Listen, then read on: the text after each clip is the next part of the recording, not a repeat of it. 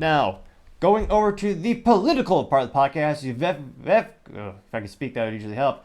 Going over to the political part of the podcast, you have Vivek Ramaswamy's top 5 GOP debate highlights from December 6th.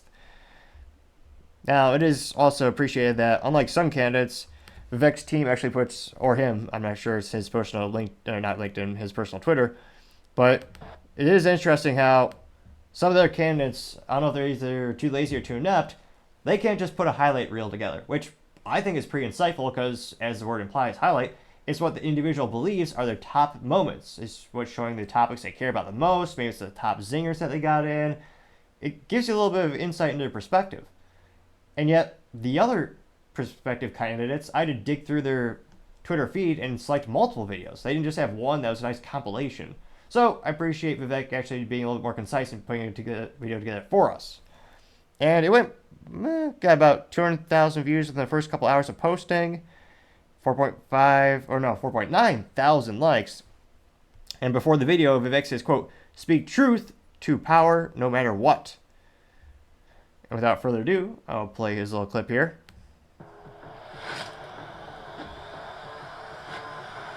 And I think that's what people need to know. Nikki is corrupt. This is a woman who will send your kids to die so she can buy a bigger house.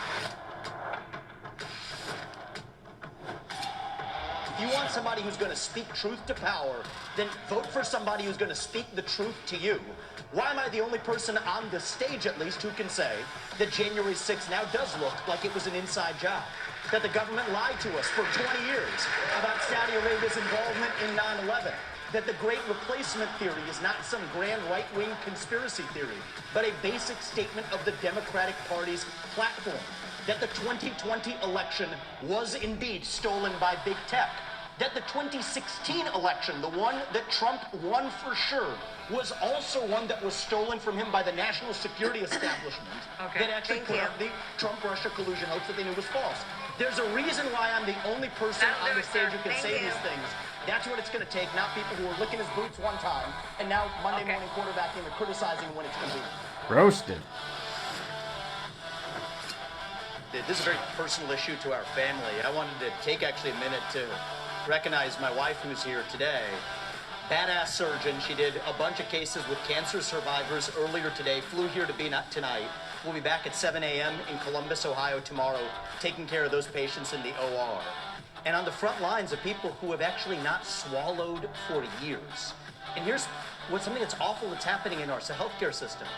They'll pay for anything like feeding tubes, doctors to be pill pushers, but for the procedures that can actually make these patients better, we have a broken healthcare system that doesn't pay for it. My wife, Apoorva, in many cases, does not get paid for those procedures. She does them anyway because it's the right thing to do. But that does not work system-wide. So here's the answer. We don't have a healthcare system in this country. We have a sick care system. We need to start having diverse insurance options in a competitive marketplace that cover actual health, preventative medicine, diet, exercise, lifestyle, and otherwise. And here's how we deliver that.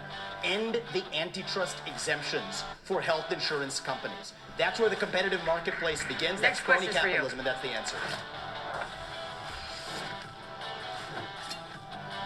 Foreign policy experience is not the same as foreign policy wisdom.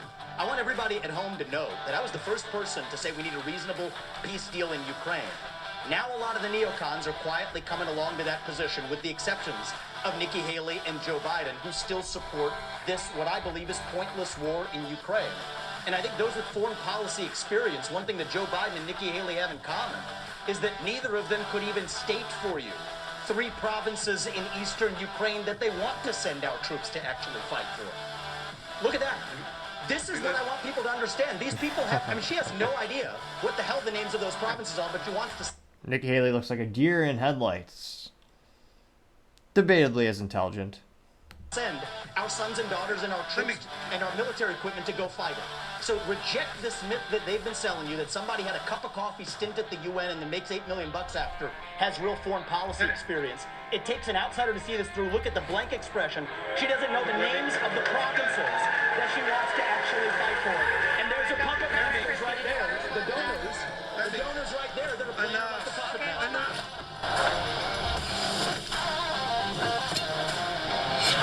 just address a topic we didn't talk about tonight, but I think is one of the most important topics that needs to be discussed. That is this climate change agenda that is shackling this country like a set of handcuffs.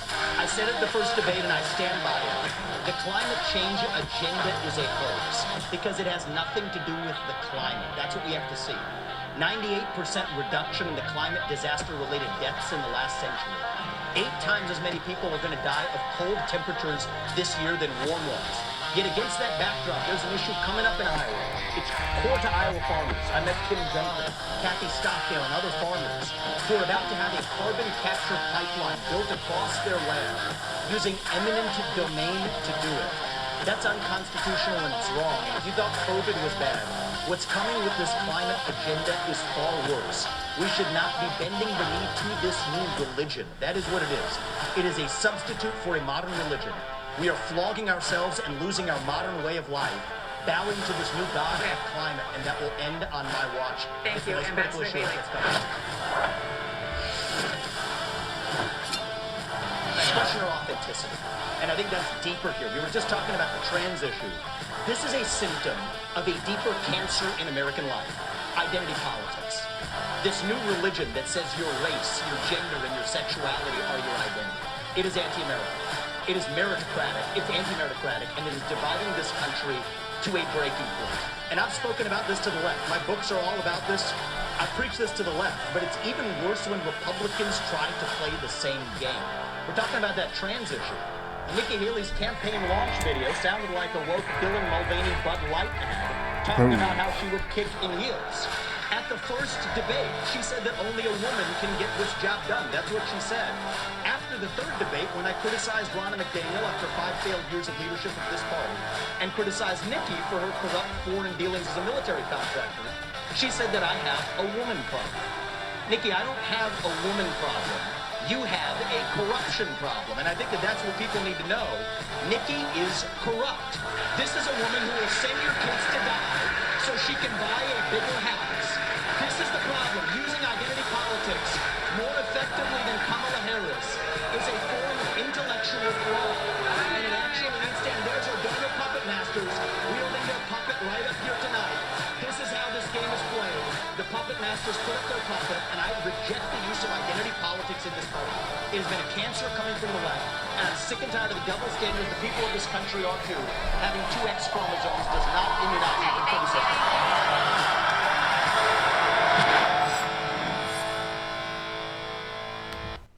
Great music. You gotta find a way to pump it up a little bit.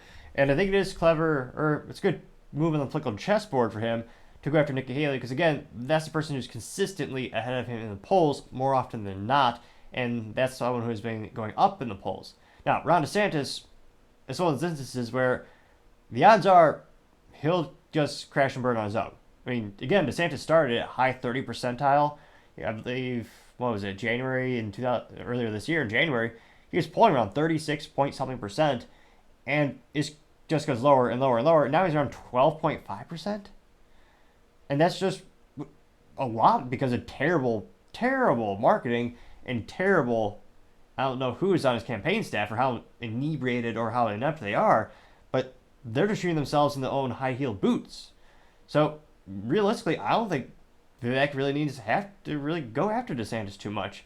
But Nikki Haley is one who is increasing in the polls, and I think it is prudent for him to go after her.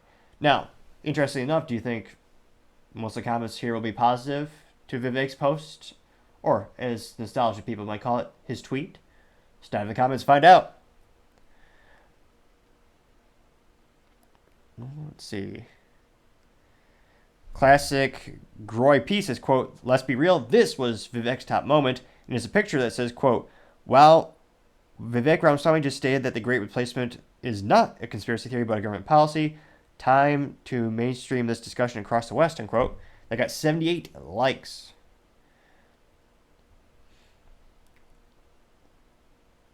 Right Angle News Network says, quote, "Keep lighting Nikki up. Follow us if you love Vivek." And there's a picture of Vivek holding up his paper that literally said Nikki equals corrupt. They got 50 likes. And pretty brilliant marketing on his part, because he knew that was going to become a viral meme.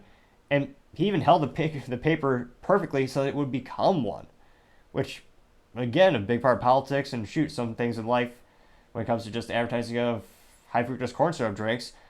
A lot of it is name recognition, having the brand out there, having it be more and more recognizable, being at the forefront of your mind. Let's see here. News Nomad replied saying, quote, having excess, or I guess this is he replied a quote of Vivek. So again, News Nomad says, quote, having XX chromosomes doesn't immunize you from criticism, unquote. Got 45 likes. Stephen Hasty says, quote, truth is a treason in the empire of lies, unquote. Ron Paul, 25 likes. Glenn says, quote, great debate last night, Vivek, unquote, getting 22 likes. Hunter Larson says, quote, I never paid attention to Vivek until last night. I switched from Team DeSantis to Team Ramaswamy. Both great options to go up against the head honcho himself, D.J.T. Unquote, got 29 likes.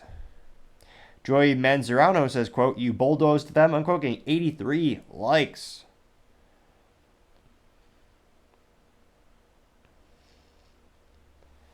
So it looks like scrolling down more and more in responses, and overwhelming positive responses in here. A lot of people saying, a lot of replies getting between 0 and 5 likes, saying things to the effect of, good job, doing great, keep it up, and other accolades like that. Let's see here. And of course, the big question is, how much will this translate into the polls? That's really going to be the big question. In terms of social media, this was a great post in terms of overwhelming majority of people who responded are all very much in support of Vivek. But it'll be interesting to see, what really happens in the polls, and does this help him go up? And were his critiques about Nikki Haley, is that going to get him to the point where he actually surpass her again in the polls, as he briefly had a few weeks ago in the poll aggregator, 538.com? It'll be interesting to see. But as I always say, time shall tell. Thank you, everyone, again, for taking the time to tune in today. We're trying to get to 4,000 subscribers by the end of December, so you click that button. I really appreciate it. Also, leaving a comment is a great way to give me some feedback. Let me know how I can make the show better and better. Lastly, don't forget to take the time to tell your family, tell your friends, tell your coworkers, heck, tell your enemies, tell anyone and everyone. Just stay safe and fight the good fight.